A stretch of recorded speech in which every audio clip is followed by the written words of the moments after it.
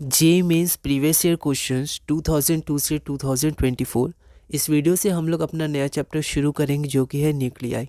इसमें हमारा टॉपिक 1 है, न्यूक्लियस के बारे में हम लोग देखेंगे। और क्लास 1, ये हमारी क्लास 1 है और इसमें हम लोग 3 क्वेश्चन करेंगे 1 2 3। अब हम लोग प्रीवियस ईयर क्वेश्चन CBSE के भी कर रहे हैं, तो आप चाहें तो उसको भी देख सकते हैं। न्यूक्लियाई चैप्टर ही हम लोग पढ़ रहे हैं और उसमें भी हम टॉपिक 1 न्यूक्लियस किए थे।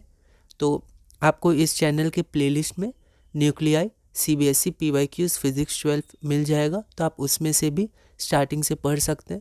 CBSE PYQs और CBSE के कॉन्सेप्ट्स और मेंस के कॉन्सेप्ट बहुत ही ज़्यादा रिलेटेड होते हैं। मेंस में थोड़े हाई लेवल के भी आते हैं पर बहुत अधिक रिलेटेड होते हैं एज़ कम्पेयर टू एडवांस। ठीक है, तो चाहे वो आपके फिज़िक्स हो, केमिस्ट्री हो, ठीक है, तो फिज़िक्स केमिस्ट्री दोनों में मेंस और CBSE बोर्ड के क्वेश्चंस बहुत रिलेटेड होते हैं, तो आप उनको साथ साथ करके आगे बढ़ सकते हैं प्रीवियस ईयर क्वेश्चंस दोनों के। क्वेश्चन नंबर 1 है, the ratio of the density of oxygen nucleus and helium nucleus is. तो ऑक्सीजन न्यूक्लियस और हीलियम न्यूक्लियस की डेंसिटी, न्यूक्लियर डेंसिटी का रेशियो आपको बताना है। जेईई मेंस 2023 में पूछा गया था। एक बार आप इस क्वेश्चन को ट्राई करिए, फिर हम लोग आगे बढ़ते हैं।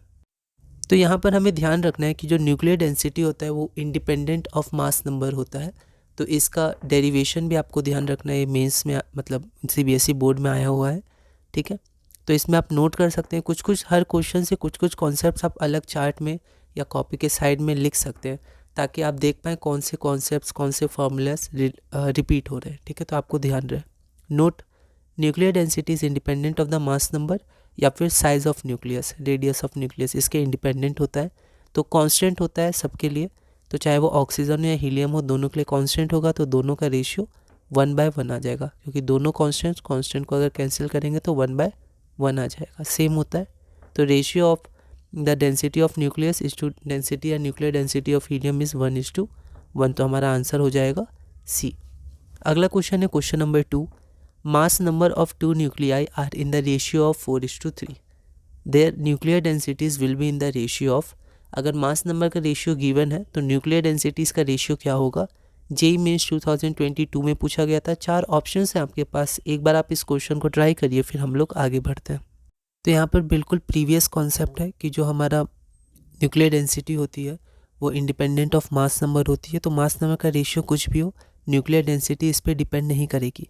न्यूक्लियर डेंसिटी कांस्टेंट होती है, तो रेशियो हमेशा 1:1 है, कांस्टेंट बाय कांस्टेंट 1:1। तो क्वेश्चन 2 का हमारा आंसर हो जाएगा C।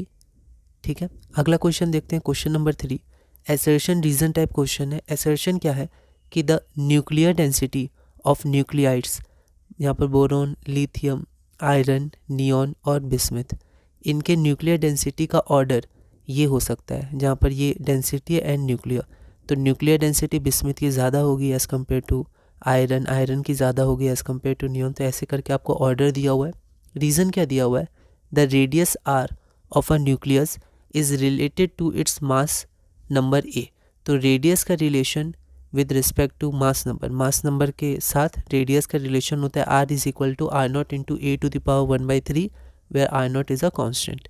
तो आपको एसर्शन रीज़न क्वेश्चन दिया हुआ है।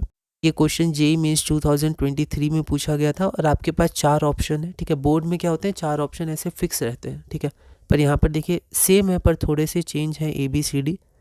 तो एक बार आप इस क्वेश्चन को ट्राई करिए, फिर हम लोग आगे बढ़ते हैं। तो यहाँ पर अगर हम लोग देखें तो अभी हम वही कॉन्सेप्ट करते आ रहे हैं कि न्यूक्लियर डेंसिटी डिपेंड नहीं करता है, ठीक है, मास नंबर या फिर साइज ऑफ न्यूक्लियस पे।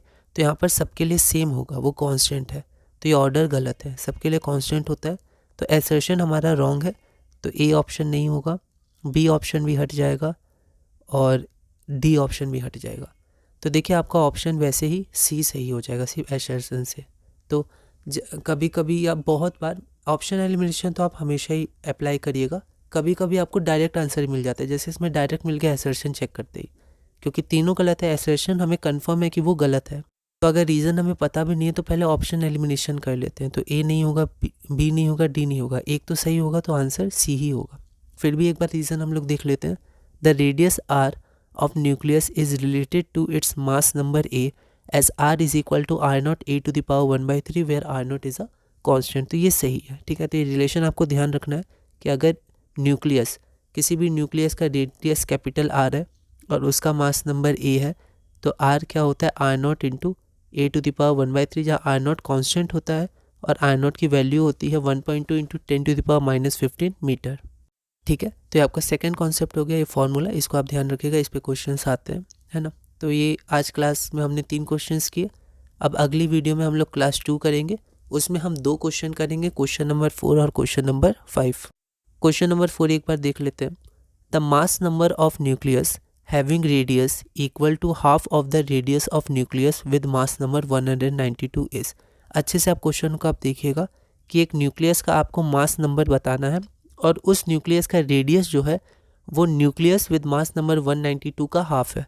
ठीक है, ये क्वेश्चन जेईई मेंस 2024 में पूछा गया था। 4 ऑप्शन है आपके पास, एक बार आप इस क्वेश्चन को ट्राई करिएगा। अगली वीडियो में हम लोग क्लास 2 से कंटिन्यू करेंगे, क्वेश्चन नंबर 4 से कंटिन्यू करेंगे और धीरे धीरे अपने चैप्टर न्यूक्लियाई के JEE mains previous year questions में आगे बढ़ेंगे।